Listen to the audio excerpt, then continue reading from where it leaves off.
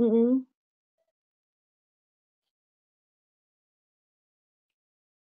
Oke.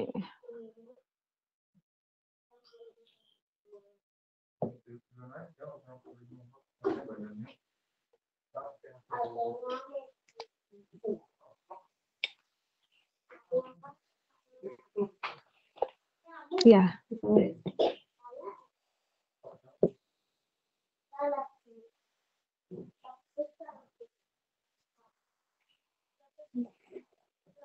Mhm.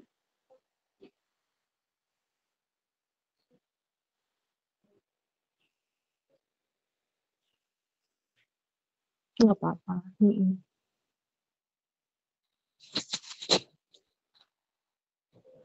Mhm.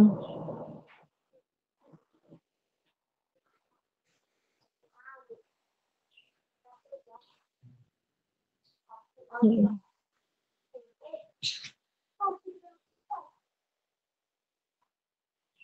Mhm. Benar benar. Mhm.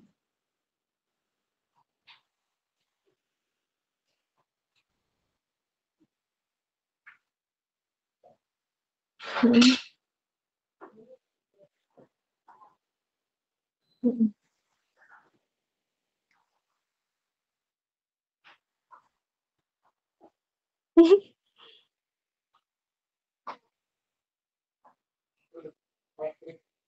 Mhm.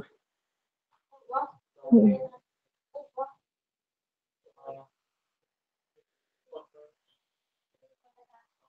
Mhm. Eee, Awal mulanya ya? Awal mulanya ya karena, mmm, iya sih kalau dibilang dibilang nggak ada masalah sih yang namanya rumah tangga pasti ada aja masalahnya ya. Cuman kan memang, gimana respon kita, bener nggak sih, Mbak? Ada yang masalahnya biasa aja tapi, responnya heboh gitu ya, ada yang masalah dia berat banget tapi Masalah dia berat dia banget bisa tapi ngerespon itu dia dengan, bisa ngerespon itu baik dengan sehingga kita yang ngeliatnya baik dari luar, sehingga kita yang ngeliatnya dari bisa luar ya kok gitu, santai bisa ya gitu. gitu Nah santai kalau saya gitu. sendiri memang Nah kalau saya sendiri memang alhamdulillahnya gitu ya, alhamdulillahnya, alhamdulillahnya gitu ya alhamdulillahnya saya ketemu sama saya teman-teman ketemu gitu sama ya yang teman-teman punya gitu ya yang pemikiran punya yang pemikiran yang terbuka gitu ya, terbuka gitu ya itu waktu saya kuliah itu sih, waktu saya kuliah sih kayak kuliah kayak ya mungkin doa orang tua ya juga ya, mungkin doa doa orang orang tua tua juga juga ya doa orang tua juga akhirnya saya bisa itu, ketemu sama teman-teman itu ternyata banyak membuka ternyata hal-hal banyak yang membuka tadi gitu hal-hal yang yang tadi ini gitu nggak ya kita yang pelajari di ini nggak kita sekolah gitu, pelajari padahal di ini penting sekolah gitu banget padahal gitu ini kan ya, penting hal banget apa, gitu kan ya ilmu hal apa kehidupan lah gitu ya, ilmu ilmu kehidupan lah kehidupan gitu ya yang nggak ilmu dipelajarin di kehidupan yang sekolah. nggak Kalau dipelajari di sekolah ya kita sekolah belajarnya kalau apa sekolah sih, kita belajarnya matematika, apa sih ilmu-ilmu matematika Iya. yang kayak semacam gitu, tapi kayak ilmu yang semacam penting itu tapi banget ilmu yang itu penting yang tentang banget itu kehidupan yang tentang menjadi, kehidupan kalau bahasa menjadi Ustadz kalau sih bahasa menjadi khalifah Ustadz fil sih ard menjadi ya, menjadi khalifah fil ard ya menjadi pemimpin, pengelola pemimpin bumi ini justru pengelola nggak ada bumi ini gitu. tuh justru nggak ada gitu Apalagi yang lebih detail, apalagi yang menjadi lebih seorang detail perempuan, menjadi seorang perempuan menjadi menjadi seorang ibu seorang dibahas istri nggak menjadi seorang ibu dibahas nggak di sekolah? Iya bener. di sekolah Nggak, Iya nggak ada nggak ada. nggak ada. Iya. gak Makanya ada nggak heran ya sekarang makanya kita nggak lihat banyak heran yang punya sekarang kita lihat masalahnya banyak yang punya macam-macam gitu masalahnya loh. Dan macam-macam kayaknya gitu susah banget untuk dan keluar kayaknya dari susah situ. banget untuk keluar dari Alhamdulillahnya dulu situ. waktu Nah, kuliah saya alhamdulillahnya dulu nyemplung di waktu kuliah saya nyemplung di teman-teman pengajian gitu ya. Jadi pengajian gitu ya. Jadi apa namanya ya, apa namanya ya sambil kuliah sambil sambil ngaji, aktivitas sambil apa ya, aktivitas dulu mungkin apa ya Mbak kalau Zahra dulu pernah mungkin ada istilah Mbak Zahra pernah ada mentoring gitu istilah ya, mentoring gitu ya. iko-iko Iya iya. halakoh. Nah Iko itu tuh saya atau ikut-ikutan halakoh. Nah aja itu tuh tuh saya gitu. ikut-ikutan Ikut aja di sana tuh ikut di gitu. sini, Ikut di sana ikut alhamdulillah di ada sini satu yang cocok alhamdulillah gitu ada kan satu yang cocok gitu kan dan saya sampai ikutin sekarang. terus sampai sekarang. Oh, berarti Mbak Res halako juga ya? Iya, sampai Iya. Oh sekarang. ini halakonya waktu pas ini kuliah ya? Dari kuliah. Dari kuliah. Saya dari Saya kuliah. waktu Iya sih, SMA saya Waktu malah SMA aktivis malah cheerleader. aktivis cheerleaders. Bentar ya Mbak, aku tutup pintu dulu. Oh iya.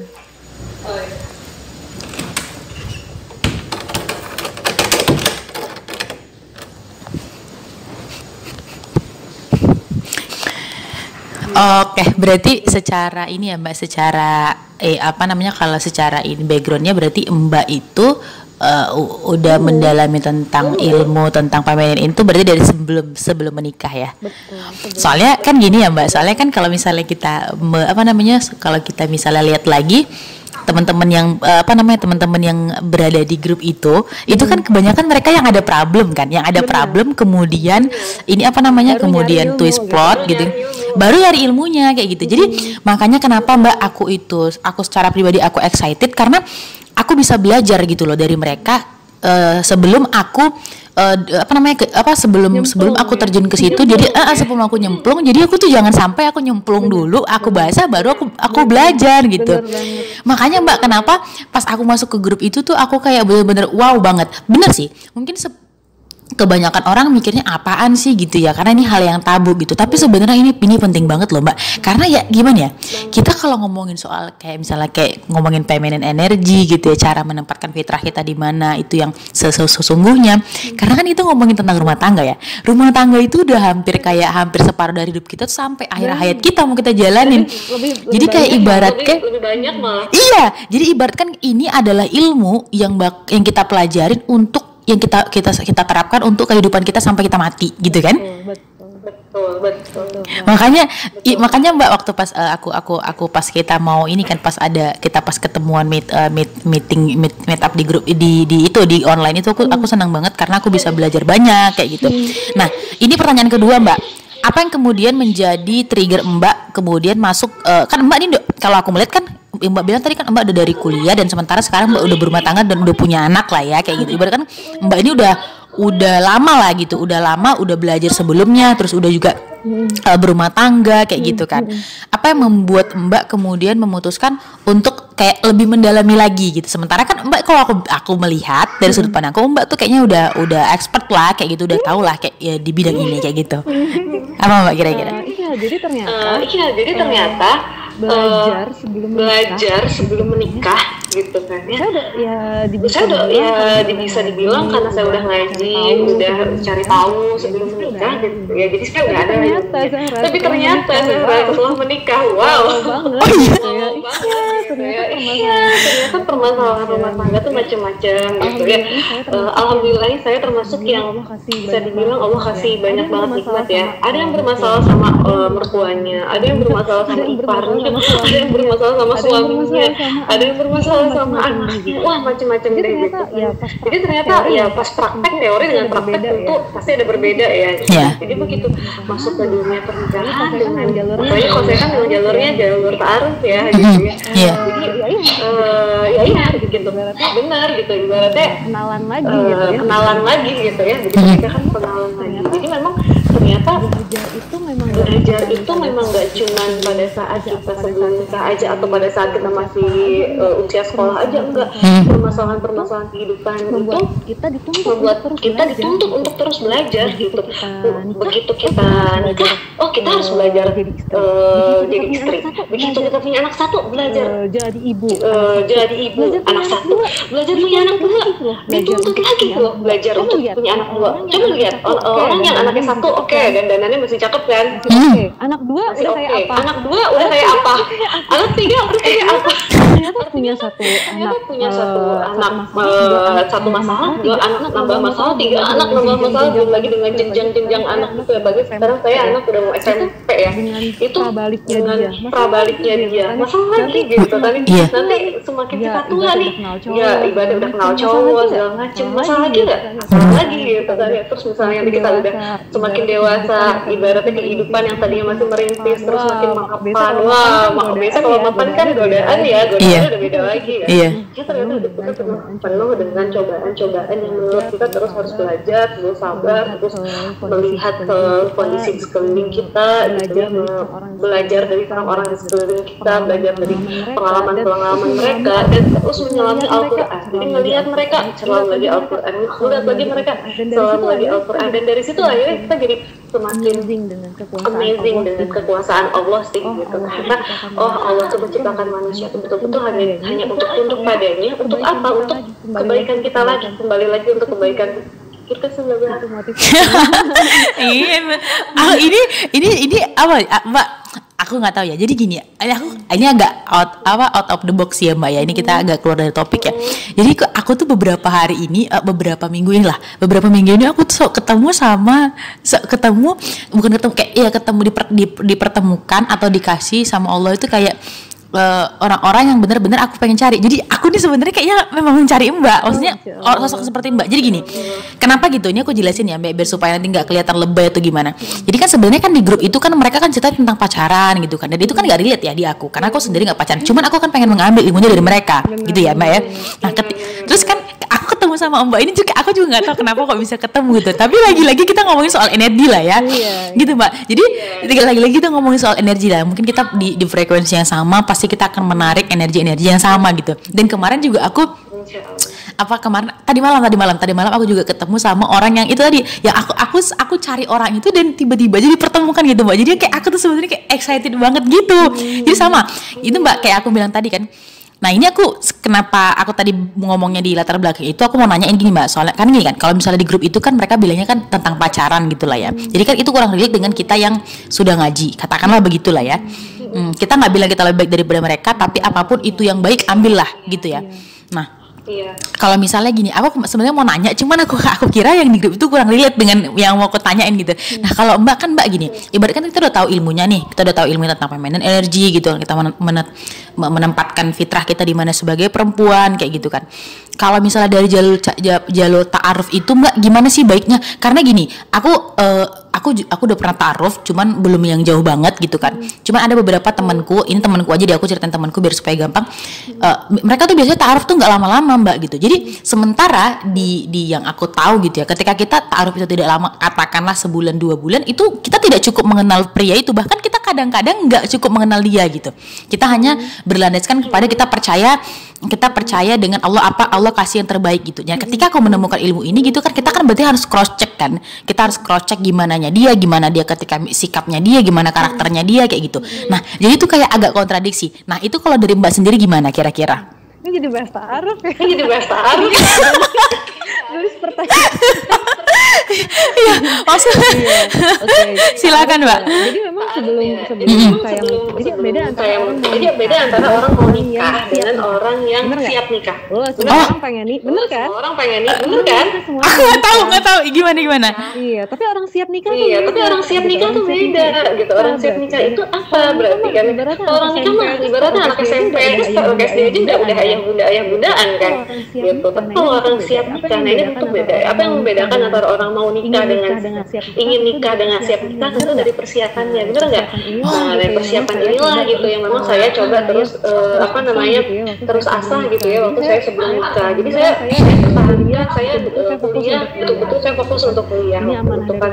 Ini amanah dari orang tua gitu kan. Jadi saya fokus kuliah, nggak nyari cowok gitu kan, nggak nyari cowok. Jadi aktivitas saya yang lainnya udah ngaji gitu ya, aktivitas di masjid waktu itu masjid kampus dan kuliah gitu. Nah begitu sambil saya kuliah ya termasuk diantaranya saya menyiapkan diri saya untuk saat ngaji kan kita tahu nih, oh ternyata hidup itu tujuannya untuk apa sih, untuk ibadah gitu ya. Termasuk pada saat setelah kita sebagai seorang perempuan apa sih gitu ya, Allah tuh mau apa sih dari kita. Oh ternyata Allah mau dari kita tuh adalah menjadi seorang wanita yang soleha dengan fitrahnya gitu kan ya, dan seperti ini. Salah satunya kan menjadi ibu ya. Berarti saya nanti lulus harus jadi ibu nih gitu ya. Ibu yang akan melahirkan generasi yang soleha yang akan senantiasa bersujud pada Allah gitu ya. Seperti itu ya, cita-citanya gitu kan. Seperti itu, sehingga kan kita mempersiapkan diri walaupun belum lulus tuh gitu ya, masih kuliah ya udah tuh mempersiapkan diri. Terus kajian yang membahas soal ada kitabnya namanya sistem nizamul ijtimai ya, interaksi wanita dengan pria. Di antaranya di situ bagaimana saya diajarin wanita dan pria itu seperti apa gitu kan. Kemudian bagaimana interaksi yang dibangun antara pria dan wanita sehingga Allah ridho gitu kan. Nah, sudah dipelajari, kemudian saya lulus. Setelah lulus karena saya cita-citanya memang jadi ibu rumah tangga, saya kerja dulu tuh puas-puasin gitu. Saya kerja dulu, karena kuliahnya di komunikasi, saya ngambil saya waktu itu kerja di TV kan, di TV jadi adalah gitu ya. Saya kerja sekitar 6 bulanan kalau tidak salah. Bukan sambil juga sih, alhamdulillahnya begitu kerja itu ya 1-2 gitu ya, adalah yang datang. Saya tuh ta'aruf cuman itu menarik Mbak. Maaf, itu ibaratkan yang waktu pas Mbak kerja itu Mbak menarik atau Mbak gimana sih bahasa gue jadi kayak susah. Gimana Kan gini ya, gini. Jadi kan kalau misalnya tadi kan Mbak bilang nih, kalau misalnya tadi kan perbedaan antara orang yang mau menikah dengan yang siap menikah. Yang Mbak paparkan ini kan ini nih orang-orang yang siap menikah. Orang-orang yang siap menikah salah satunya diantaranya mereka tuh belajar grow up gitu. Terus kan Mbak tadi bilang nih kalau misalnya Mbak tadi pas yang waktu pas Mbak di dunia kerja itu ada yang datang. Itu datang itu Mbak mereka yang datang sendiri atau Mbak memang ada keinginan untuk istilahnya kayak membuka diri untuk karena Mbak udah siap gitu. Iya. Saya 3 kali kan. 3 kali taruh. Yang pertama itu saya ingin beda-beda ya pasti. Ya itu beda-beda ya pasti tiap orang. Kalau saya pengalamannya 3 kali taruh. Yang pertama karena saya saya kerja di kampus waktu itu saya 2 kali kerja di kampus sampai TV. Kerja di kampus itu saya ikut apa sih namanya? Itikaf, oke. Itikaf bulan Ramadan tuh gitu ya. Ternyata ada Iwan lah ngeliat saya. Terus dia nanya-nanya ya itu mulai itu pertama gitu. Jadi benar jodoh itu nyarinya di tempat-tempat kalau kita jodohnya pengen jodoh yang soleh gitu ya, nyarinya tempat yang bagus juga itu mempengaruhi. Kalau pengen gimana cara kita mau dapetin jodoh yang bagus, yang baik, yang soleh, sedangkan tempat-tempat yang kita datenginnya aja tuh bukan tempat-tempat yang bagus, bener kan? Kayak ini ya Mbak, kayak ilmu peluang ya, semakin besar kita melakukan itu, kita akan semakin besar kemungkinan kita mendapatkan yang gitu ya Mbak ya. Jadi pertama itu sama si Akang itu ada suami anak ITB lagi kan, anak ITB kan inceran banget. Saya dari Bandung gitu, dia ngeliat saya terus dia tanya, dia udah lulus kalau nggak salah, saya ini masih kerja di situ, terus dia tanya-tanya gitu ketemu temennya, terus minta kontak saya gitu kan, ya udah taruh, tapi saya waktu itu punya musrifah, kata musrifah saya jangan deh dilanjutin, jadi saya nurut sama guru ngaji saya. Alasan musrifah kenapa teh kan bagus gini adiknya belum siap, jadi saya kata musrifah sayanya belum siap. Jadi Mbak musrifahnya Mbak itu yang menilai Mbak secara kepribadian itu belum siap. Wah keren banget itu. Oke. Jadi saya punya dua pihak yang menilai saya gitu di luar diri saya, karena kalau kita yang menilai kadang kita nggak objektif kan. Kita apalagi kalau udah lama kenal terus cinta, wah udah deh nggak didengar deh orang ngomong apa gitu kan. Tapi musrifah saya bilang adiknya kayaknya belum siap deh, ibuannya sih bagus tapi adiknya belum siap gitu kan. Ya teteh gitu kan, ya udah gitu. Jadi saya nurut waktu itu. Terus yang kedua saya udah kerja di TV itu taruh juga, dia ngelihat saya jadi panitia nikahan.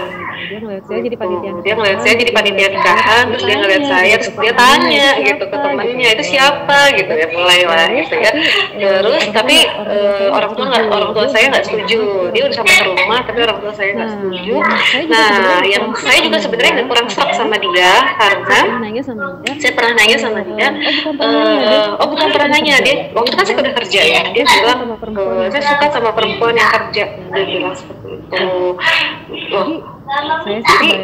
Saya sih kebayangnya yang dia inginkan itu adalah wanita yang bekerja, gitu kan ya. Jadi walaupun kita sama-sama ngaji kan tipe-tipe orang mungkin keinginannya beda ya. Saya kan pengennya full jadi ibu rumah tangga kan. Jadi akan pengennya yang pekerja ya gitu. Nah di situ saya udah mulai kurang serang gitu kan. Sedangkan saya ini orangnya pemalas. Maksudnya dalam arti kan itu Mbak ini kalau misalnya tadi yang itu betul red flagnya yang tadi soal ngomongin kerja itu juga itu relate sama Mbak karena udah belajar tentang ilmu feminin itu sebelumnya ya?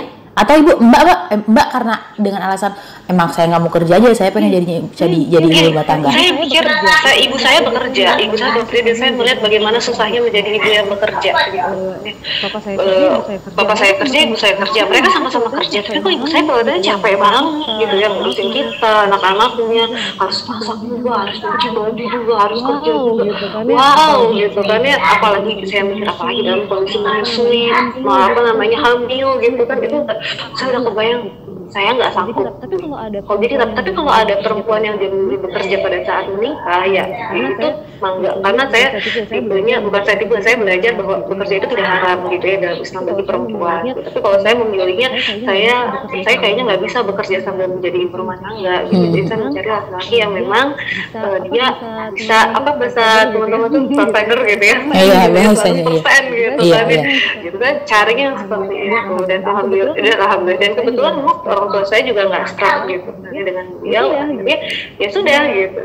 Ya salah satu keuntungan dari ta'aruf itu kita nggak ada emosional di sana ya. Jadi kita lihat gimana karakter dia, gimana latar belakang dia, gimana kondisi dia segala macam. Kalau kita cocok kita lanjut, kalau enggak ya no hard feeling aja gitu. Enaknya memang yang ketiga ini sama suami saya sekarang gitu. Dikenalin sama kakak kelas saya dulu waktu di kuliah gitu kan. Ya ini kondisinya di kondisi sudah bingung banget ini ngeliat teman-teman dia usia 24 tahun kan, ini kan usia 22 tahun teman, aduh enak banget ya gitu ya, bisa gandengan gitu kan sama suaminya, kita mau pacaran gak boleh pacaran harus tapi udah pengen banget bersanding gitu. Ada tipe yang udah sampai umur 30 juga santai, kalau umur 22 udah gak santai, umur 22 udah gak santai nih gitu. Tapi kan kita juga gak pernah pacaran kan dari zaman sekolah, alhamdulillah aja sih gak pernah pacaran. Terus gimana ya, udah di situ sebenarnya benar-benar kita mengikhlaskan sama Allah, ya Allah tolong datangin gitu kan yang memang cocok dengan kita, cocok dengan orang tua segala macam. Kalau bahasanya Mbak Ayu tuh perempuan tuh seperti sel telur ya, yang didatangi oleh sperma. Ya itu yang saya lakukan pada saat itu, udah pasrah gitu kan ya, memusnahkan sama Allah gitu. Saya berdiam diri dan berdiam diri dan benar-benar membangun kedekatan sama Allah gitu kan ya, terus meningkatkan kualitas diri gitu kan ya, dengan aktivitas ngaji gitu, yang juga bisa ketemu teman gitu ya, tahu-tahu lihat WhatsApp SMS aja WhatsApp udah ada yang ngehitbah belum gitu, ini ada nih gitu ya, temennya suami. Bayangin saya di Indramayu, saya di Karawang, suami di Indramayu, itu jaraknya naik mobil perjalanan 3 jam gitu kan. Mau enggak gitu, kenalan dulu, taruh dulu, oh iya teh boleh gitu. Udah tuh mulai CV gitu kan ya, terus mulai beliaunya datang ke rumah gitu. Proses 1 bulan langsung beliau mau langsung melamar. Mbak, berarti satu kali berarti kalau Mbak ini berarti Mbak sama suami Mbak yang suami Mbak itu taruhnya berapa lama? 1 bulan. 1 bulan hitbah. 1 bulan. Nah, ini sekarang pertanyaannya begini, Mbak. Dari hitbah, jadi aku Februari ta'aruf kenalan, Maret hitbah gitu kan ya. Dan selama 1 bulan itu saya banyak nanya memang gitu, termasuk gimana dengan kalau pengennya istri kerja atau enggak gitu loh. Oke. Iya. Gitu. Jadi emang kita nggak menilai gitu, kita tanya aja langsung gitu. Jadi kalau misalnya ada yang nanya gimana dapetin cowok yang provider, tanya gitu. Oh iya benar, iya. Tanya aja, gimana tanggapannya dengan perempuan bekerja? Kalau saya kerja nanti gimana? Gitu. Itu masuk ke dalam list pertanyaan gitu. Terus nanti saya pengen kuliah lagi, boleh enggak? Gitu tanya. Itu masuk. Ternyata dari jawaban itu ya saya cocok gitu. Kadang kita sama nih gitu. Terus saya tuh yang paling penting banget buat saya nggak boleh ngerokok enggak gitu ya. Oke, checklist masuk nih, alhamdulillah gitu. Ajuinlah ke orang tua, mah ini ada yang boleh enggak? Oh bagus ya, suruh ke rumah aja gitu kan ya. Rumah lah beliau sama guru ngajinya juga, ngobrolnya sama orang tua, nggak sama saya. Kita lihat secara fisik, oke gitu, kepribadian oke, dan direkomendasikan oleh kakak kelas saya. Jadi rekomendasi itu penting. Yang pertama gitu kan ya, yang rekomendasi ini siapa nih, orangnya baik enggak nih yang rekomendasiin. Ternyata kan kakak kelas saya, dan saya kenal betul sama beliau. Terus kita juga, saya konsultasi sama orang tua oke, sama guru ngaji saya di Karawang waktu itu juga oke gitu kan. Kemudian akhirnya beliau kita undang ke rumah. Ternyata pas beliau pulang lagi bulan depan insya Allah saya ke rumah. Kaget ya di situ kan ya, kaget loh, kok ujuk-ujuk hitbah, ya udah disegerakan aja. Jadi Februari ta'aruf, Maret hitbah, Juli kita nikah. berarti itu Mbak, kalau misalnya aku boleh simpulin, berarti setelah Mbak udah tanya bener-bener habis-habisan dan Mbak bener-bener habis-habisan, gak ada yang penasaran deh pokoknya. Iya, Mbak tanya habis-habisan, baru setelah itu lewat baru masuk baru ke orang tua gitu ya Mbak ya. Betul. Jadi jangan ke orang tua dulu. Jadi jangan ke orang tua dulu. Nanti orang tua nanya kan gimana sih itu. Sedangkan nanti kitanya aja belum serap kan. Iya benar. Kalau saya sih tentu jelas kita terus sertakan Allah ya. Dan ini yang paling saya bikin spesial adalah begitu udah nikah kan cerita tuh gitu gimana kalau suami kan. Karena suami juga sama. Jadi begitu beliau juga taaruf tuh udah beberapa kali kan baru akhirnya sama saya. Itu beliau tuh udah sampai titik yang udah deh terserah Allah aja sama-sama gitu. Udah sampai sama-sama gitu. udah sampai titik itu ya udah taunya dapat WhatsApp gitu kan, dapat SMS gitu kan ya, mau nggak nih diiniin, katanya waktu itu nyari akhwat, mau nggak nih sama ini. Jadi ternyata emang kebersihan diri kita sama Allah itu mempengaruhi banget, nomor satu. Iya Mbak ya. Iya sih. Ini Mbak, karena aku kalau ini aku ya, aku selalu kalau dalam hal ini aku selalu memposisikan diriku tuh kayak orang yang benar-benar awam, karena emang aku benar-benar awam gitu Mbak. Karena ini adalah hal yang aku baru pelajarin di tahun ini banget aku baru mempelajarin ini. Harusnya terlambat banget gitu ya Mbak. Harusnya kan kita lebih cepat, tapi mungkin ya itu tadi kan ada orang yang cepat. Kayak tadi Mbak umur 22 Mbak udah merasa siap untuk menikah gitu. Ada yang udah sampai 25 kayak gitu kan. Kalau aku ngeliat sih begini, sebenarnya kan kalau misalnya kita secara konsep di Islam itu kan sebenarnya memang kalau menurut aku sudah apa yang Islam ajarkan itu sudah sesuai dengan fitrahnya kayak gitu kan, bahwasanya perempuan dulu bahkan yang paling ekstrimnya kan memang perempuan tidak boleh bekerja, dan memang kalau misalnya pun kita relatekan dengan yang konsep feminine energy itu dia relate banget gitu kan. Nah jadi aku melihat kalau misalnya kayak pembahasan tentang feminine energy ini adalah ibaratkan pembahasan secara detail, namun Islam itu secara keseluruhan the whole-nya itu sudah menjabarkan itu gitu, kayak intinya tuh Islam itu udah memberitahu ke kita gitu. Jadi kayak tentang feminine energy, masculine energy kayak gitu kan. Terus kayak gimana kita tuh harusnya bertindak bla bla bla kayak gini, kayak kita yang bahas-bahas di grup itu adalah menurut aku penjelasan secara detailnya yang membuat kita tuh semakin kokoh, semakin mengerti lagi kan tentang ini tadi kayak apa yang sebenarnya Allah inginkan dari penciptaan kita, dari fitrahnya kita gitu kan. Nah ini pertanyaannya penting Mbak. Ini kita balik ke dasar ya. Saya sambil minum ya. Boleh silakan. Boleh gimana? Nah, jadi Mbak, jadi kalau misalnya dari pandangan Mbak sendiri itu bagaimana sih sebenarnya konsep feminine energy itu dari sudut pandang Islam? Mbak itu relate semua, pas semua, atau sebenarnya ada yang perlu untuk kita ini ada beberapa hal yang tidak berkesesuaian gitu? Jadi begitu saya juga baru ya kayaknya dapat beberapa minggu ini nih konsep tentang feminine energy. Jadi sepanjang saya ngaji itu saya belum pernah dengar konsep ini, tapi gitu ya ternyata memang kalau dilihat dari konsepnya gitu ya, konsepnya itu sebenarnya sesuatu yang udah ada gitu loh dalam Islam kan. Memang Allah juga banyak ya bilang di dalam Al-Quran gitu ya bahwa kayak misalnya di sini nih dalam surat Al-Imran ayat 36 bisa buka ya, di sini kan Allah bilang sesungguhnya laki-laki dan perempuan mereka tidaklah sama gitu. Jadi memang dibedakan gitu ya oleh Allah antara laki-laki dan perempuan gitu. Kemudian juga dalam surat Al-Hujurat gitu ya, Allah menciptakan dari seorang laki-laki dan perempuan. Ini kan pembagian yang jelas gitu ya, bahwa ternyata ada yang namanya laki-laki dan perempuan, bukan cuma laki-laki dengan laki-laki atau perempuan dengan perempuan. Atau ada yang kayak di Thailand tuh kan gendernya macam-macam ya. Ada berapa gender tuh? 12 kan? Iya nggak tahu deh itu. Iya gitu, tapi kan kalau di Al-Quran gitu ya udah jelas banget ya, gender itu cuma laki-laki dan perempuan gitu kan ya. Laki-laki dengan karakternya ya yang kita sebut dengan maskulin gitu ya, perempuan juga dengan karakternya yang kita sebut dengan feminin. Kalau saya tidak salah maskulin dan feminin juga itu istilah yang berasal dari barat ya, dari Prancis kalau tidak salah. Bagaimana penjabaran maskulin dan feminin ya sebenarnya harus kita balikan lagi kalau kita seorang muslim kita balikan lagi ini ke syariat Islam gitu. Islam sendiri dengan secara sebagai sebuah din yang sempurna, agama yang sempurna tentu jelas ya punya kan konsep feminin itu gimana, maskulin itu gimana.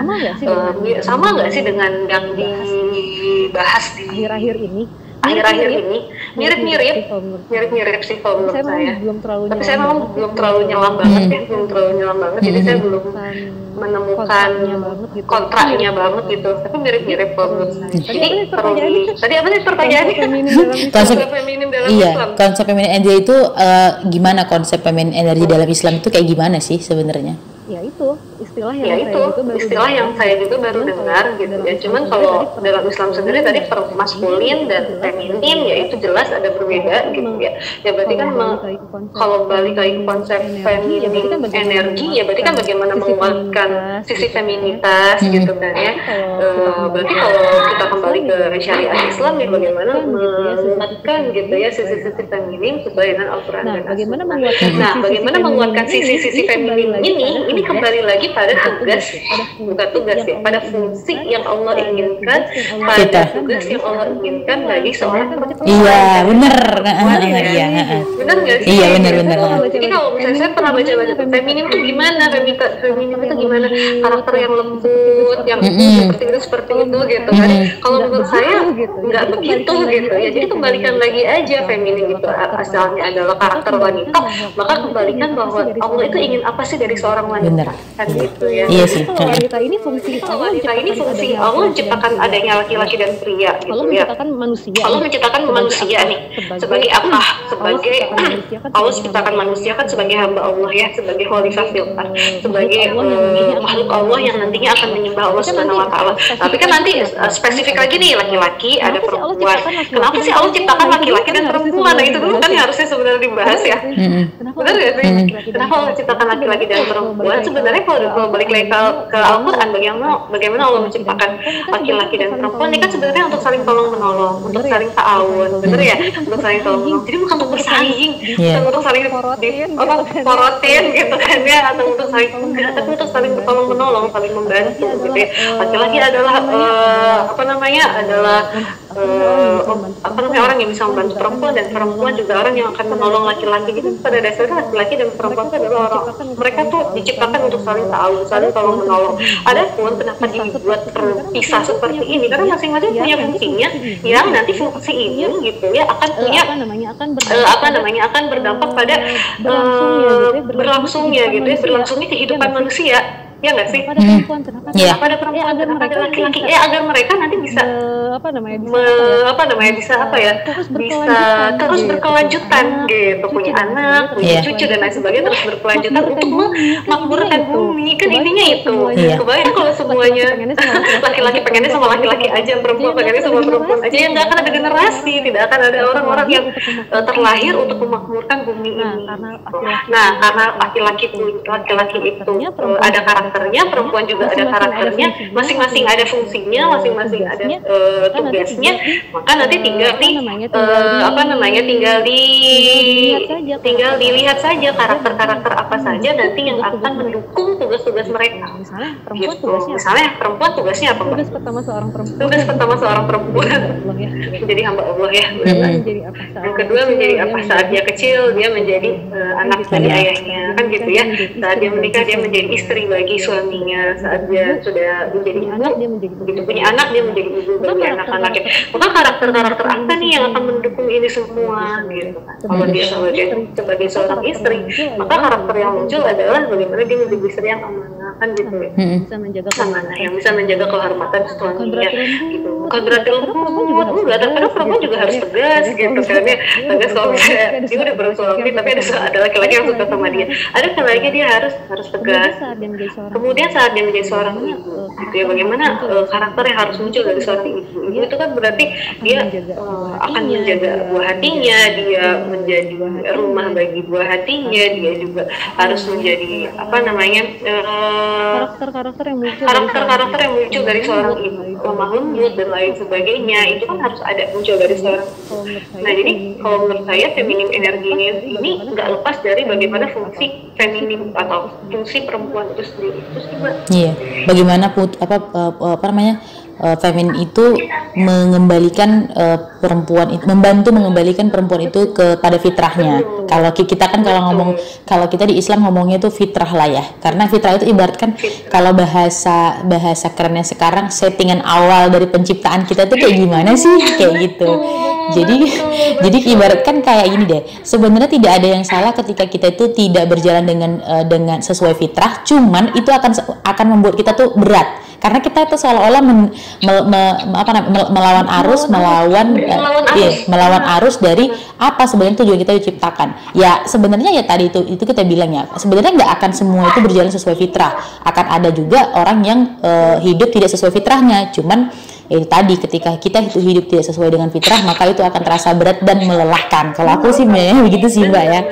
Jadi ya udah sih, daripada hidup capek-capek. Begitupun dengan iya, capek-capek. Begitupun dengan maskulin kan. Iya. Allah juga menciptakan laki-laki dengan peran-perannya dan juga dengan karakter-karakternya. Peran laki-laki apa? Peran laki-laki kan menjadi menjadi pemimpin. Maka karakter pemimpin itu apa ya? Harus tegas, harus gagah gitu ya. Kemudian juga berarti dia punya fungsi-fungsi melindungi. Jadi kalau perempuan tadi mengayomi dia apa namanya, dia fungsinya itu untuk pengasuhan gitu ya terhadap anak-anaknya. Kalau laki kan beda gitu, jadi dia harus memberikan rasa aman, rasa nyaman. Rasa aman ini apa? Ini adalah fungsi-fungsi keuangan, fungsi-fungsi pemilik. Rasa aman kan macam-macam. Aman secara finansial, aman secara apa lagi?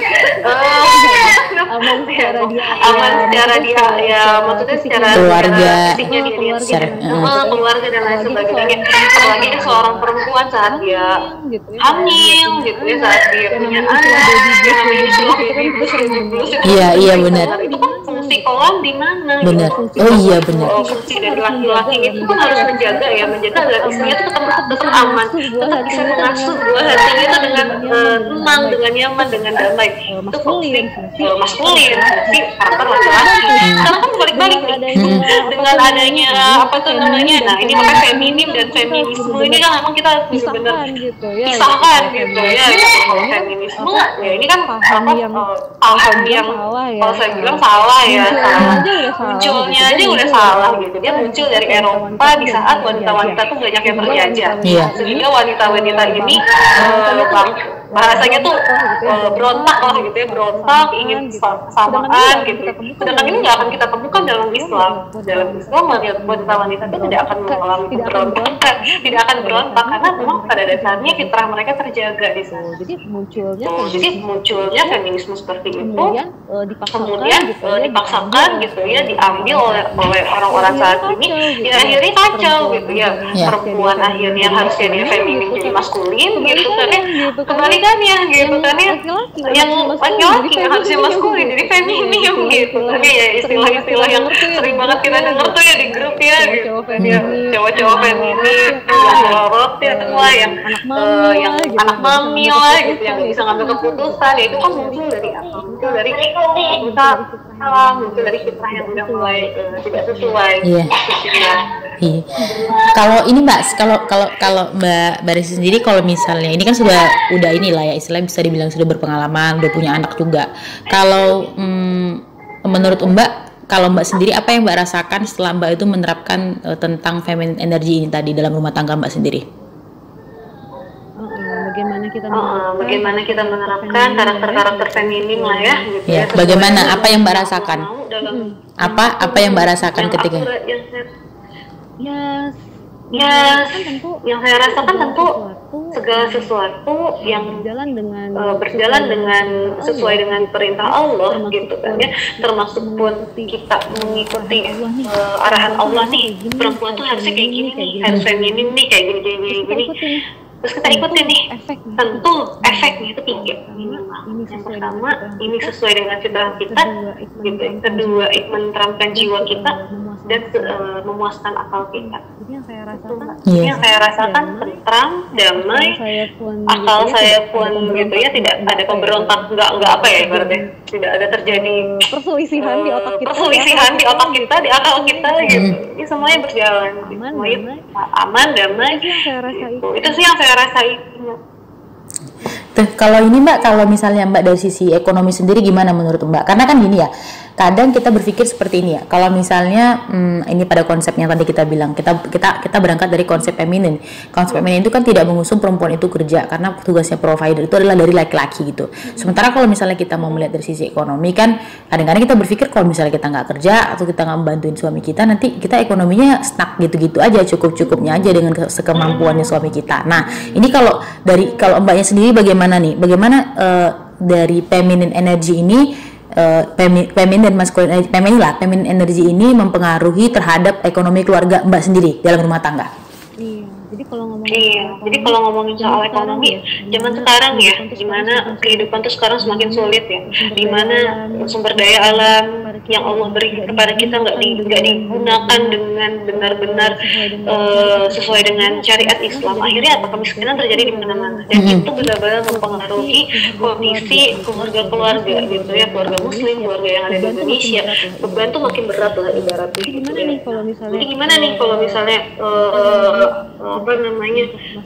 untuk masalah pekerja sendiri, ya kita balikin lagi aja gitu ya, karena kita ini cuma makhluk yang lemah terbatas gitu ya pemikiran kita ya. Kalau saya sih kembalikan lagi pada Allah gimana sih madam perempuan bekerja, ternyata gitu ya dalam Islam sendiri hukum dari wanita bekerja itu adalah mubah kan ya.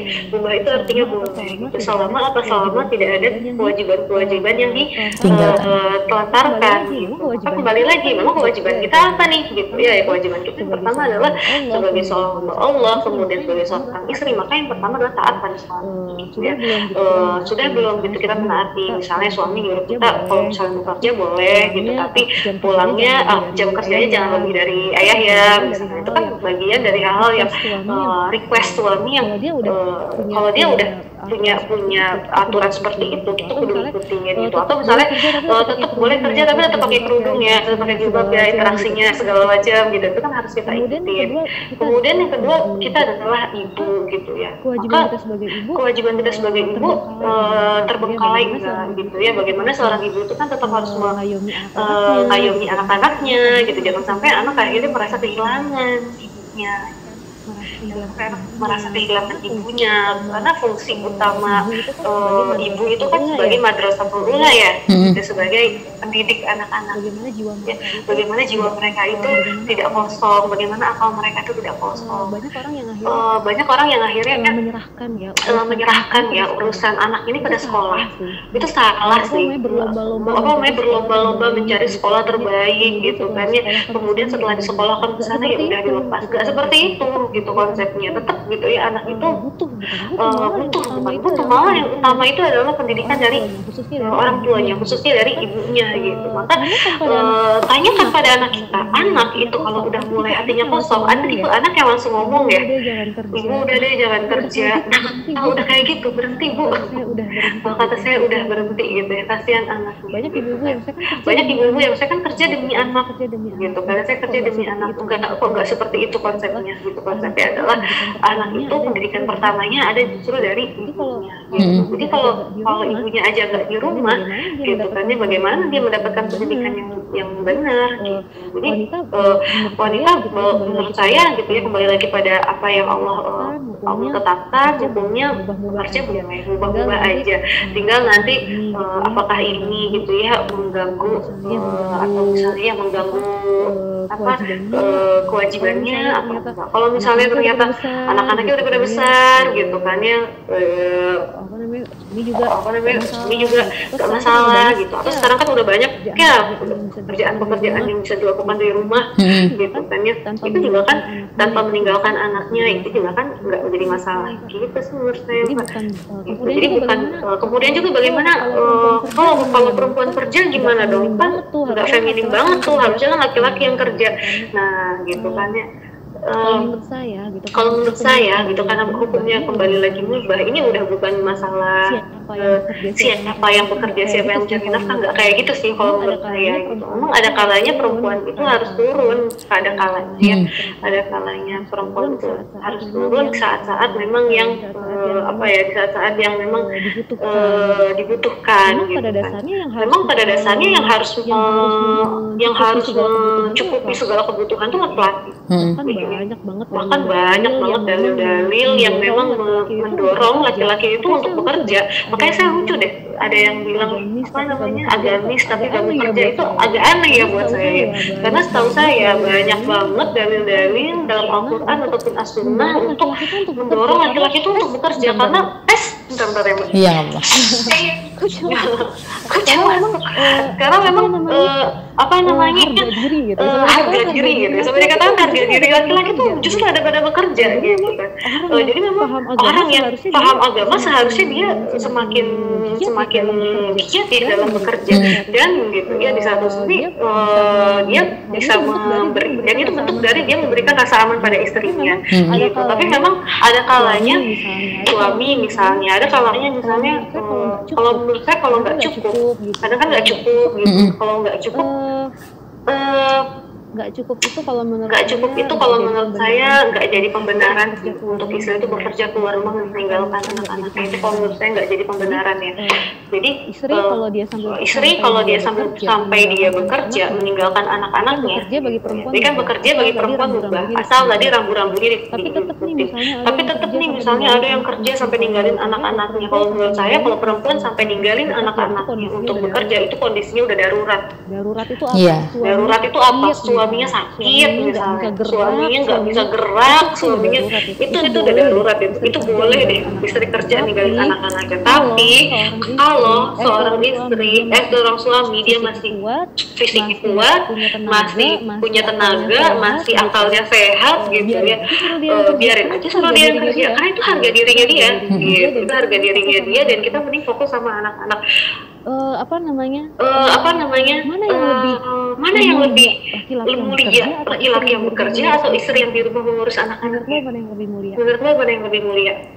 Istri yang mengurus anak-anak nggak sih? Atau yang mana? Enggak. Suami ya? Nggak ada yang lebih mulia. Nggak ada yang lebih mulia, sama. Bahkan ada sebuah kisah kan ya, seorang sahabiah yang bertanya pada Rasulullah, ya Rasulullah gitu ya, ngapain sih kita itu gitu, laki-laki itu enak banget mereka berangkat jihad ya Allah ya Rasulullah. Pernah dengar ya kisahnya? Iya benar. Berangkat jihad. Kisahnya Asma kalau tidak salah, Asma di Madinah. Mereka berangkat jihad, mereka mendapat kemuliaan orang-orang yang berjihad, mereka langsung bisa masuk surga. Dengan kami para wanita cuma di rumah mengurus anak-anak mereka, mencuci baju mereka, menyiapkan makan mereka. Kok kesannya kita tuh remeh banget gitu kan ya. Kemudian apa kata Rasulullah? Sesungguhnya apa yang kalian lakukan di rumah? Menyuci kalian, nyiapin makanan, ngurusin anak-anak kalian, itu pahalanya sama dengan suami-suami kalian yang berangkat jihad. Bayangin Mbak. Jadi kalau misalnya kita bilang kita mah meninggal ada gunanya banget di rumah aja gitu kan, nggak bisa buang suami, jangan merasa seperti itu. Apa yang kita lakukan itu sama pentingnya dengan apa yang mereka lakukan. Laki-laki berangkat keluar rumah mencari nafkah, berjihad mencari nafkah, istilahnya jihad maisha gitu ya.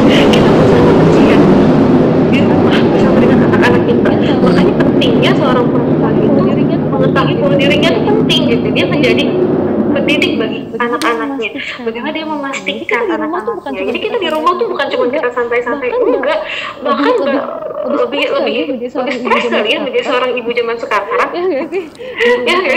Di rumah aja dan dia hanya berkutat dengan anak-anaknya, itu lebih stres. Kalau menurut saya perjuangannya bahkan lebih berat kalau zaman sekarang. Tapi di mata Allah tentu gitu ya, nggak ada yang lebih mulia. Tentu yang menjadikan mereka yang lebih mulia adalah keikhlasan mereka masing-masing. Gitu sih kalau menurut saya. Iya sih. Panjang ya jadinya. Iya, soalnya gini kan Mbak, ini saya tuh termasuk orang yang gini, ketika kita itu belajar apapun itu, saya juga termasuk orang yang agak skeptis gitu ya Mbak. Saya tuh kadang-kadang tidak belajar itu, saya tuh ingin mempelajari segala sesuatu hal itu memang jelas dalam pikiran saya. Jadi tidak ada sesuatu tuh yang dia tuh sifatnya seperti kontradiksi. Jadi gini, kalau misalnya kita ngomong tentang laki-laki yang bekerja gitu, kadang-kadang kan kita ini ketika, apalagi kita yang inilah yang katakanlah orang-orang yang sudah hijrah gitu kan, sudah ngaji gitu, kadang-kadang kan karena saking ngebetnya mau nikah bukan siap menikah itu, kadang-kadang mereka tuh kan sampai memilih laki-laki yang datang itu walaupun kadang-kadang pekerjaannya bisa dikatakan kurang mapan gitu ya. Padahal kan tadi seperti yang Mbak bilang, kalau laki-laki itu adalah harga dirinya itu terletak di pekerjaan, salah satunya selain selain dianya beriman, bertakwa gitu, tentang ibadahnya dia dan hubungan dia kepada Allah gitu kan. Dan yang kedua itu pasti tentang pekerjaannya dia. Kadang-kadang ya mungkin saya nggak tahu sih apakah ini penilaian yang salah atau bagaimana, tapi kadang-kadang saya melihat bahwa orang itu banyak dari kita lah yang katakan yang baru mengaji kemudian memilih laki-laki itu ya itu yang penting kita nikah kayak gitu. Nanti soal kayak gimananya, soal ekonominya kayak gimana nanti kita serahkan sama Allah dan segala macamnya gitu, tanpa ada perhitungan yang jelas gitu. Misalnya dengan kondisi ekonomi suaminya itu pekerjaan suaminya itu yang belum settle, tapi dengan itu mereka dengan itu mereka berangkat dari situ, mereka punya tekad untuk sama-sama menikah, nanti insya Allah bakal dikasih rezekinya. Sebenarnya tidak ada yang salah sih, cuman kan kalau misalnya kita belajar tentang tadi kita bilang tentang mencari laki-laki yang maskulin, itu yang dia punya provider mindset. Provider mindset itu kan ibaratkan laki-laki yang bisa mengcover kita gitu ya. Dan misalnya laki-laki yang yang dia itu katakanlah dia itu yang baik itu adalah laki-laki yang pekerja keras, karena dengan pekerja keras itu menunjukkan bahwasanya dia itu bertanggung jawab, kemudian dia itu benar-benar mempunyai jiwa sisi-sisi yang melindungi yang baik kayak gitu kan. Tapi kan yang kebanyakan yang kita temui itu mereka tuh kayak kerja seadanya gitu kan, maksudnya itu tadi gitu, tanpa memperhitungkan yang aku bilang tadi kayak matematika ekonomi itu kayak gimana nih kalau misalnya nanti kita pekerjaan kamu tetap ini aja nih yang sama nih. Beda halnya ketika mereka tuh sudah punya rencana ya. Beda halnya ketika mereka pas mau menikah itu mereka punya rencana, ini kita bakalan setelah kita menikah step by stepnya kita bakalan kayak gini, ada manajemen yang jelas. Tapi kan kebanyakan mereka mau nikah itu kadang-kadang kebanyakan yaudah kita berangkat dengan bismillah, kita menikah, nanti mudah-mudahan Allah yang kasih rezekinya. Nah itu gimana Mbak menurut Mbak sendiri? Karena saya banyak melihat sih dari teman-teman saya tuh yang seperti itu gitu ya. Saya juga nggak mau menutupi kayak gimana ya, karena saya juga melihat kan dengan mata kepala saya sendiri bagaimana kondisi ekonomi mereka setelah mereka mempunyai anak kayak gitu kan. Nah itu yang sementara kita ini suatu hal yang harus kita telan, bahwasanya kita menikah itu kita bukan menikah cuma karena cinta, kita harus memikirkan bagaimana nanti anak kita yang lahir itu kita pastikan bahwa anak kita itu benar-benar dia tidak hidup dengan keadaan yang layak kayak gitu kan Mbak. Jadi kita tuh nggak egois. Iya memang benar. Masalah ekonomi itu sekarang masalah yang urusan yang jadi polemik banget ya di mana-mana nih untuk untuk masalah ekonomi. Jadi kalau kita ngomongin ekonomi, berarti ini kita bahas soal konsep rezeki ya, benar nggak sih Mbak?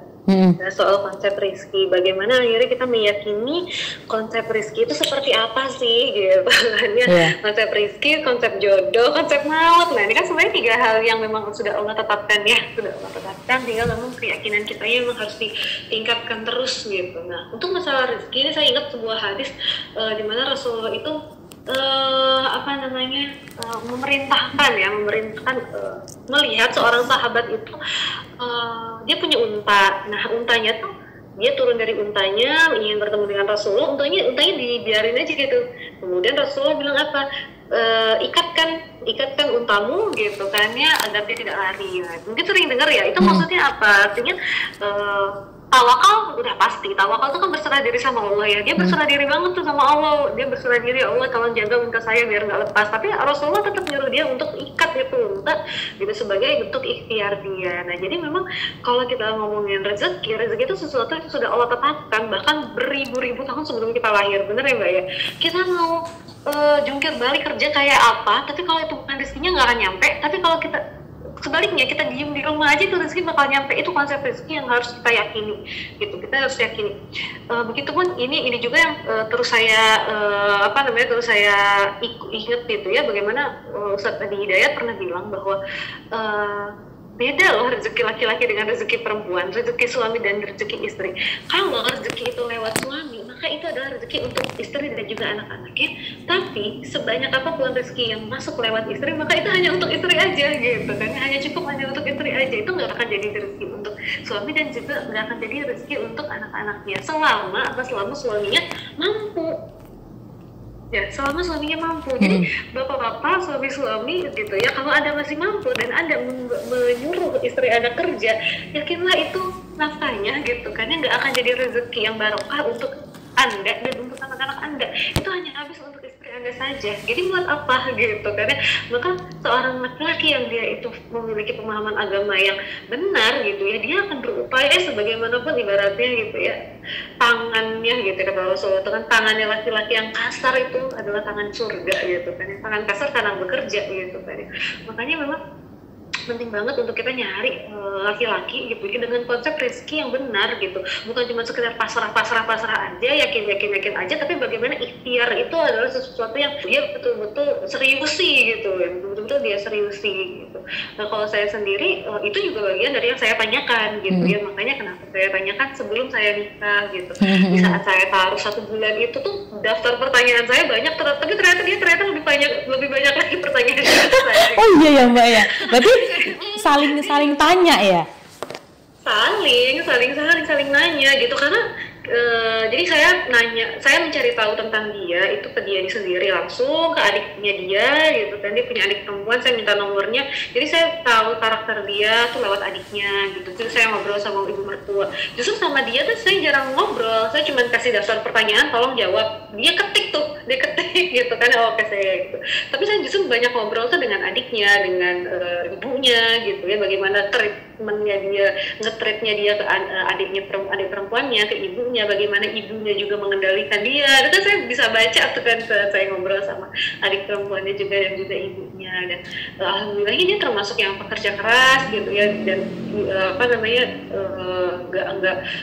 menginginkan justru istrinya tuh ada bersama dengan anak-anaknya. Di situ saya merasa tenang gitu ya, oh cocok nih gitu kan, yuk lanjut gitu. Jadi kalau misalnya Mbak ngelihat ada laki-laki yang memang semangat dalam dia menjemput rezekinya masih setengah-setengah dan itu membuat Mbak merasa nggak aman gitu ya, jangan dilanjutin. Kalau kata Ustadz Felix tuh terlambat menikah lebih baik daripada menikah dengan orang yang salah. Iya sih, aku pernah dengar juga sih itu. Iya sih, aku pernah dengar. Mereka kita tuh bener deh, diburu-buru banget ya dengan keadaan ya gitu. Kalau saya memang nggak pengen nikah banget usia segitu, tapi ada yang katanya nikah ya udah deh, daripada ditanya-tanya orang tua iya, jadi seadanya aja laki-laki yang datang gitu kan ya. Iya. Nah makanya memang ya pertama saat kita mau nikah gitu ya, niat kita harus kita luruskan dulu. Kita nikah buat apa hanya sekedar untuk mencari pasangan doang gitu, atau ada hal besar yang ingin wujudkan di dunia ini gitu kan. Kalau saya itu ada sesuatu yang ingin saya wujudkan ya tadi ya, melahirkan anak-anak yang soleh-soleha gitu. Tentu kan anak yang soleh-soleha bukan cuma ibunya aja yang soleh dan soleha, bapaknya juga kudu soleh dan soleha, yang mentalnya kuat, yang mentalnya menjadi pemimpin. Berarti kan bapaknya juga harus punya mental pemimpin gitu kan ya. Nah itu saya niatnya seperti itu, maka saya pun berdoanya pun seperti itu. Jadi ya dari doa kita itu kan menarik ya. Doa itu kan kalau secara sainsnya, secara logisnya itu kan katanya dia menarik energi Yeah. gitu. Kita doa tahu-taunya datang gitu ya, kayak Mbak Zahra tadi cerita ya. Bisa jadi memang Allah itu mendengar doa kita dan memudahkan itu semua akhirnya untuk hadir dekat kita gitu. Makanya doa itu penting, diikhtiarin gitu kan ya. Kalau misalnya nggak yakin dengan yang datang, mending enggak Mbak, berarti bukan dia orangnya. Kalau bahasa Mbak Ayu gitu ya, mungkin bukan dia orangnya, mungkin yang lain lagi. Santai aja, kita kembangkan diri aja, kita pengennya segini gitu kan ya, berarti kita pun memantaskan diri untuk nyampe segini gitu, sehingga yang datang pun kan selevel, sefrekuensi dengan keinginan kita gitu nggak sih? Iya sih Mbak, bener sih. Ini Mbak, pertanyaan terakhir, 3 ciri-ciri yang paling penting untuk 3 ciri-ciri atau faktor yang paling penting untuk kita memilih laki-laki yang maskulin. Pilih laki-laki yang maskulin. Saya kemarin ngobrol sih sama suami. Abi, emang menurut Abi perempuan feminin tuh gimana, laki-laki maskulin tuh gimana? Jadi kalau dari fisik perempuan feminin ya berarti dia pakai rok, pakai kerudung. Kalau laki-laki maskulin ya dia gagah. Tapi kan kita nggak nyari cuma dari fisik seperti itu kan gitu. Kita kan ingin cari yang lebih daripada itu, yang benar-benar kalau bahasa saya laki-laki pelamah, laki-laki yang menjadi pemimpin, yang mampu menjadi pemimpin. Saya pakai bahasanya gitu aja kali ya Mbak ya, mencari laki-laki yang berjiwa pemimpin, berjiwa provider gitu. cari ciri-cirinya seperti apa. Ciri-cirinya seperti Rasulullah, laki-laki yang baik itu seperti apa, yang dia itu paham agama kan gitu kan ya, yang agamanya baik, yang dia juga pekerja keras, mungkin hartanya belum banyak tapi dia bekerja keras. Dan ini ngomongin pekerja keras, ini bener banyak banget ceritanya. Modal laki-laki itu bukan hartanya yang seberapa banyak. Kalau dia kaya dari orang tua, dianya sendiri bodoh dalam mengelola harta, habis juga tuh harta. Ada guru saya nikah itu laki-laki belum kerja, tapi dia yakin bahwa laki-laki ini pekerja keras. Ternyata apa? Ternyata begitu nikah langsung dapat pekerjaan.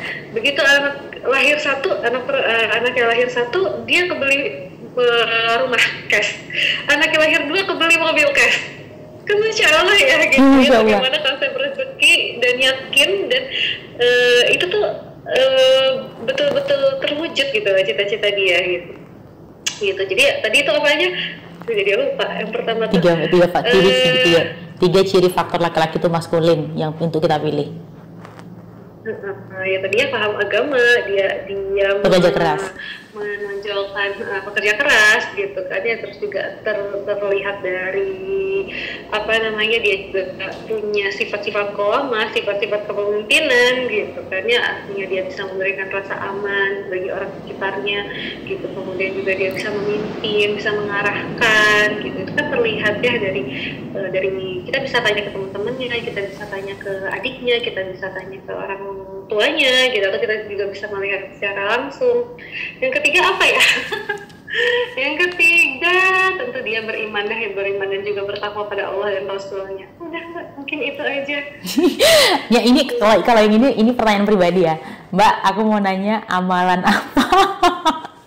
Amalan apa yang kita lakukan agar kita mendapatkan agar kita bisa mendapatkan jodoh sesuai yang kita mau, dan jodoh yang sesuai yang kita mau dan yang terbaik, kemudian jodoh secepatnya. Atau karena kan kalau misalnya kita bilang secepatnya, aku takut nanti kadang-kadang itu nanti hanya keburu karena kita kebawa nafsu aja, bukan karena kita tuh siap gitu. Itu gimana Mbak? Apa amalan? Kalau Mbak sendiri, ini dari Mbak sendiri. Kalau Mbak dulu kan, Mbak dulu gimana? Pengalaman ya? Iya, amalan apa yang Mbak lakukan? Pengalaman ya, berarti mesti ingat-ingat dulu. Selain ikhtiar-ikhtiar yang sudah saya lakukan tadi ya, saya belajar, kemudian saya membersamai, ada musyrifah saya, ada orang tua saya yang dampingin saya untuk menyeleksi siapa-siapa yang hadir. Amalan taqarrub ilallahnya itu entah kenapa memang mendekat. Saya 2 kali gagal, kemudian ketemu dengan si Agim ini gitu ya, suami saya ini yang memang di kondisi saya udah pasrah gitu loh Mbak. Oh, di titik terendah itu ya Mbak. Udah pasrah. Jadi kalau ngomong amalan, banyak amalan yang membuat kita dekat sama Allah, bener nggak? Iya benar. Itu kita lakukan aja semua. Sholat 5 waktunya dijaga, sholat sunnahnya, tahajudnya, kemudian sedekahnya, kemudian apa yang Allah wajibkan. Kita cari Allah wajibin apa aja. Allah wajibkan kita memakai jilbab, jangan nolak. Jangan nolak itu dengan alasan apapun. Kalau saya ya, kalau apa yang udah kadang kan, ayo pakai ini kan diwajibin sama Allah, enggak gitu. Apa yang Allah haramkan, jangan kayak gini loh. Ini kan kita masih ada nafsu di dalam hati kita gitu kan ya, mementingkan diri kita. Ini nggak boleh loh, ini nggak boleh. Tapi kita masih melakukan itu gitu kan ya. Berarti kan kita belum menyerahkan urusan kita sama Allah. Benar nggak? Kita belum menyerahkan urusan. Jadi apapun yang Allah suruh jalanin, apa yang Allah larang kita tinggalin, dan kita ikhlasnya. Kalau bahasanya Mbak Ayu, lepaskan ke langit, lepaskan ke Allah. Kita fokus dengan diri kita, memperbaiki hubungan kita dengan Allah. Allah kalau udah sayang sama kita, dikasih apapun kita minta, dikasihkan gitu. Sama aja kayak anak.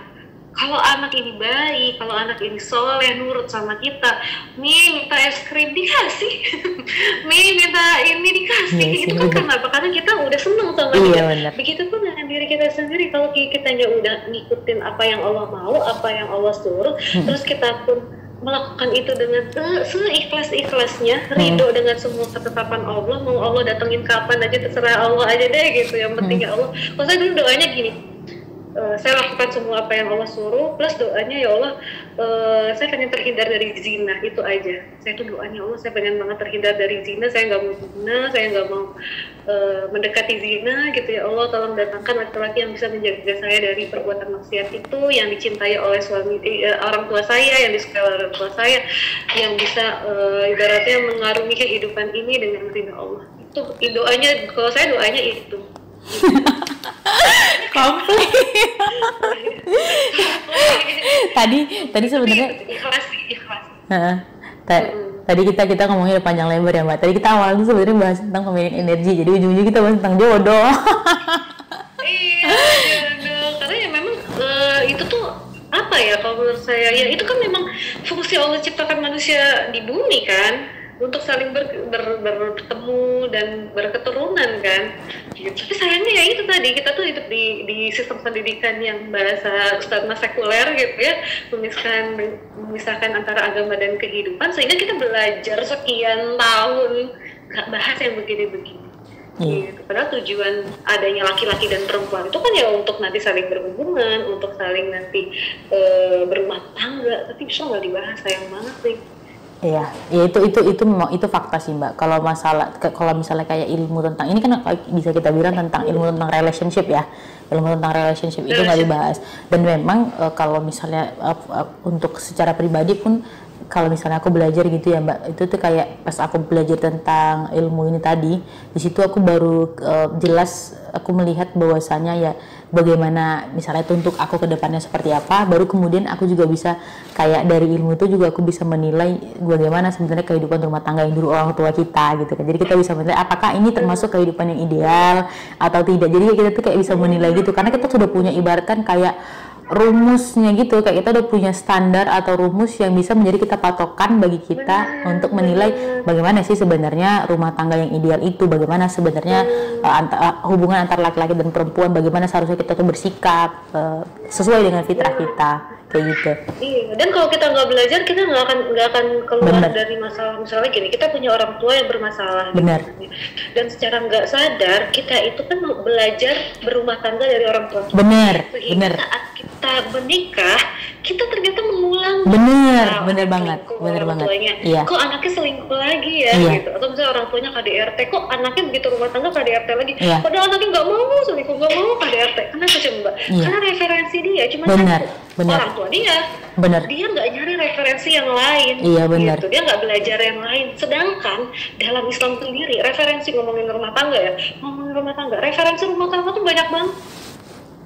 Para nabi itu Nabi dan Nabi Adam, Idris Soleh semua punya cerita berumah tangga masing-masing.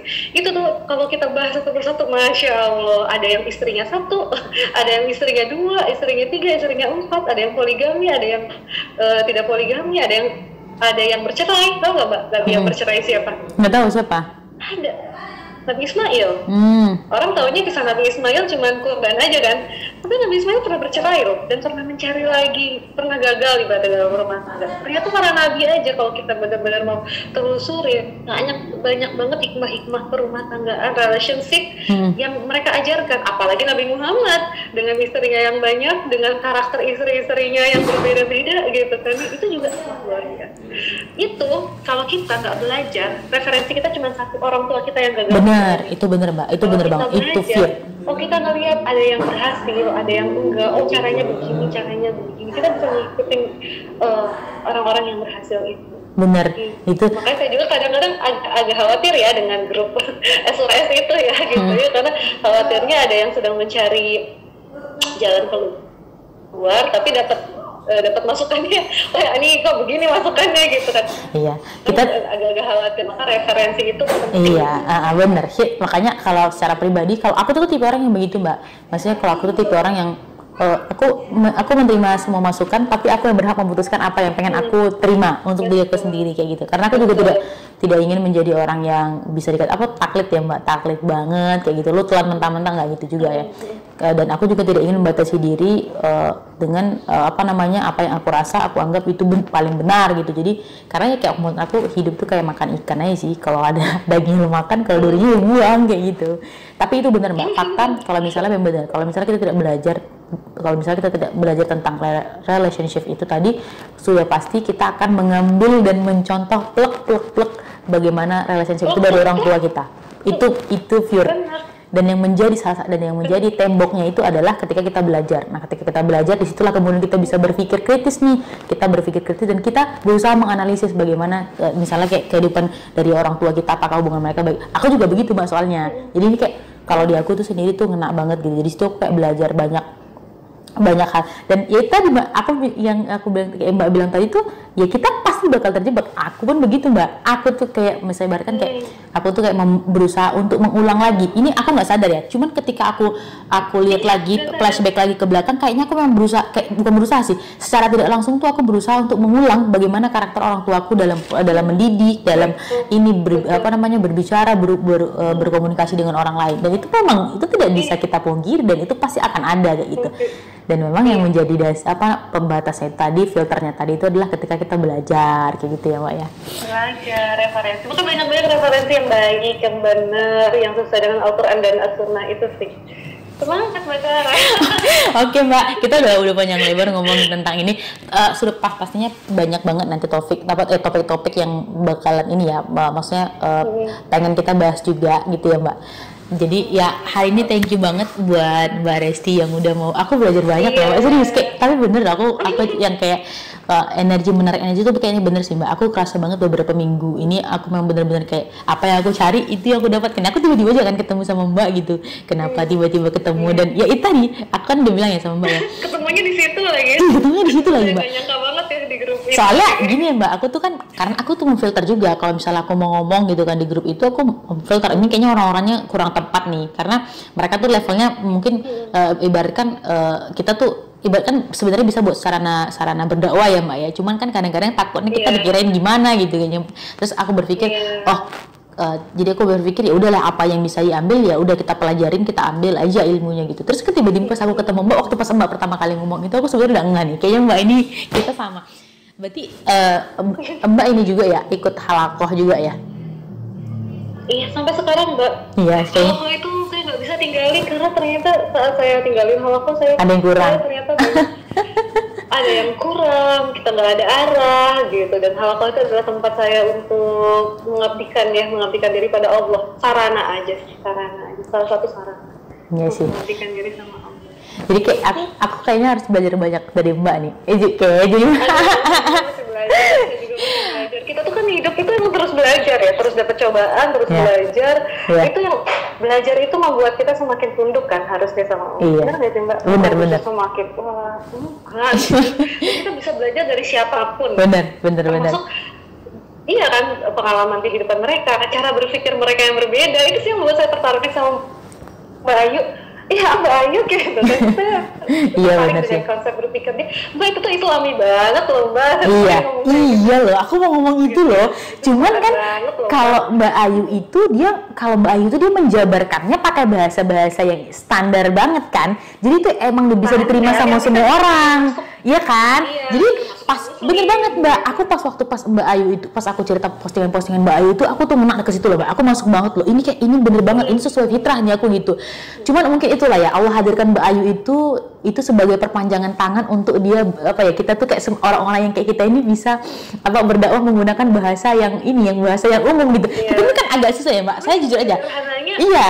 Iya, sederhananya Mbak Ayu tuh pengen bilang wanita itu berharga, gitu kan, berharga dan pantas untuk dilindungi, pantas untuk dijaga. Itu aja sebenarnya yang pengen Mbak Ayu bilang. Kalau yang saya tangkap ya itu dengan cara-cara apa? Dengan jangan mau kalian dilecehkan, jangan mau kalian dimanfaatin, kan gitu-gitu ya sebenarnya. Dan itu aja sebenarnya diulang-ulang dengan bahasa dia yang beda-beda, dan itu menarik untuk saya sendiri, menarik apalagi untuk yang lain ya. Iya. Itu Mbak, nanti kalau misalnya kita ada kesempatan, kita kayaknya bagus juga nih kita membuat sharing session sama Mbak Ayu ya. Nanti coba deh kita coba deh aku ini. Soalnya aku pengen banget. Soalnya kayak kemarin tuh kita tuh kan masih crowded ya, maksudnya kurang tersistematis kan karena juga masih baru juga kan. Maksudnya aku pengen kayak kita ngadain diskusi bareng lah gitu sama Mbak Ayu gitu. Kita bedah nih tentang yang feminin ini kan. Misalnya anggaplah Mbak Ayu itu dari feminin energinya gitu kan. Kalau Mbak dari sisi Islaminya seperti apa gitu. Jadi enak banget gitu. Jadi kayak belajar Mbak. Iya, jadi belajar banget. Iya, jadi kayak kita tuh bisa sama-sama sembari kita belajar, sembari kita berbagi, sembari juga kita saling melengkapi. Jadi orang-orang yang misalnya seperti saya ini, yang orang-orang yang seperti saya ini masih baru aja mau nyemplung gitu. Jadi kan kita bisa dapat ilmu lah.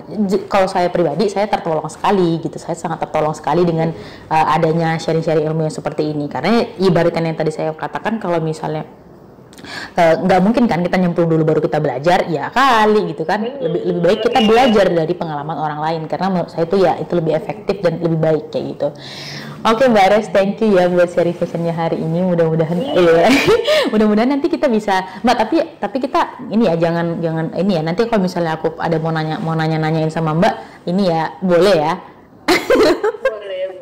Saya tuh belum ini deh, belum berkenalan sama Zahra deh. Zahra ini kerja atau gimana sih? Kita cuma tahunya di Pekanbaru ya? Atau di Riau sih rumahnya? Iya kan, iya Mbak di Pekanbaru itu kan bagian dari Riau. Jambi tadi yang ngomong Jambi. Pekanbaru Riau ya, tinggalnya di situ. Iya kerja. Kalau aku 20, aku kemarin bilang ya Mbak, aku 25. Kalau Mbak berapa sih? Kan Mbak nikah umur 22 ya? Mbak umurnya berapa sih? Iya, nikah 22, sekarang 35. 35, anak Mbak udah mau SMP ya? Lumayan cepat ya Mbak ya, maksudnya udah inilah ya? 35. Berapa? 9 berapa? 89. Iya bener 35. Kalau aku 99 Mbak. 99. Iya 99. Nanti kalau misalnya ini ya Mbak, kalau misalnya gini Mbak. Kerja jadi apa? Zahra tuh kerja apa? Guru atau apa nih? Soalnya Enggak. Ini di kantor. Ini di kantor Mbak. Ini di DPW. Kerja di bagian apa? DPW itu apa? DPW itu Dewan Perwakilan Wilayah, itu kayak ini loh Mbak, kayak kantor cabang partai. Oh, partai apa? Partai nggak boleh disebutin. Soalnya live kan. Nanti ngekatnya susah. Kalau Mbak, aku mau nanya, Mbak sampai sekarang kan masih halako ya? Berarti kalau misalnya Mbak halakonya keluar atau orang yang datang? Bebas sih. Bebas. Berarti masih keluar juga? Halako kecil kan. Iya, halako kecil kayak kita ketemu ini kan di eksklusif gitu kan. Berarti Mbak keluar juga? Keluar. Seneng malah anak-anak saya ikut kalau dibawa keluar tuh jalan-jalan jadinya. Oh iya Mbak, berarti Mbak bawa ya? Bawa, makanya perempuan harus bisa nyetir. Saya dari awal nikah harus sudah bisa nyetir karena banyak kegiatan kita kan, terjemput anak, kita juga harus nganter les anak, ngaji juga, dan anak ikut saya semua gitu ya. Jadinya seru rame-rame ya. Berarti ini apa namanya, suaminya Mbak ini juga ngaji juga, halako juga? Ngaji. Kita kalau nggak ngaji kayaknya kita nggak ada arah deh. Iya sih. Kalau misalnya kalau sama-sama ngaji itu kayak meringankan ini nggak sih Mbak, meringankan beban kadang-kadang kita tuh, iya kan, masalah yang di tempat kerja aja ya, kayak suami tempat kerja suka cerita, saling bersaing, ya kan? Ngomonginnya udah mobilnya apa, wah gitu-gitu loh. Jadi udah persaingan materi. Di antara ibu-ibu ya sama aja sebenarnya. Jadi gininya aja yang dibahas gitu ya. Sehingga kita nggak akhirnya kalau terlalu sering terpapar dengan hal seperti kan, khawatirnya kita jadi kayak kurang rasa syukur sama Allah gitu. Kita jadi kayak kurang masih banyak yang lebih susah dari kita, jadi kita harus melihat itu semua. Jadi kita nggak, apalagi sekarang kemarin lagi ramai masalah Palestina apa segala macam, itu kalau kita fokusnya cuma di dunia kita yang kecil, dunia kerja dan dunia ibu-ibuan tuh otak kita nggak nyampe tuh ke sana tuh gitu. Justru dengan kita ngaji, dengan kita berinteraksi dengan teman-teman yang ngaji, itu justru wawasan kita jadi lebih luas, rasa syukur kita lebih dalam lagi gitu. Makin erat juga gitu. Jadi kalau di rumah yang dibahas banyak, politik, ekonomi, Palestina, Indonesia. Di rumah pun karena saya orangnya senang ngobrol, senang mikir, ekstrovert. Jadi suami pun harus yang sefrekuensi gitu. Jadi itu yang akhirnya membuat rumah tangga kita alhamdulillah rame. Ini ya Mbak, memperpanjang nafas dakwah kalau misalnya sama-sama ya, sama-sama ngaji. Betul. Iya kan? Betul. Mudah-mudahan lah, doain ya Mbak, mudah-mudahan aku juga bisa menyusul seperti Mbak. Dan yang penting pokoknya aku mau belajar dari Mbak. Nanti kalau misalnya ada yang ini, aku pengen nanya-nanya juga dari Mbak ya Mbak. Soalnya aku tipe orangnya suka ini loh Mbak, suka suka belajar dari semua orang kayak gitu, suka nanya-nanya kayak gitu. Jadi ya kayak menurut aku belajar dari Zahra, belajar dari Mbak Ayu, belajar dari yang lainnya juga sama kok. Iya, Allah tuh menitipkan ilmu pada siapa aja di dunia ini. Iya. Dan gak usah mandang umur apa segala macam, ilmu tuh pasti ada di mereka. Kalau kita ngerasa tinggi kan ilmu gak nyampe ke kita. Bener. Ya sih, semakin kita bagi semakin Allah juga kita bagi dapat yang banyak kan. Oke, thank you Mbak Resti. Makasih loh Mbak udah meluangkan waktunya buat sharing-sharing. Mudah-mudahan nanti kita bisa buat yang lebih besar ya Mbak ya.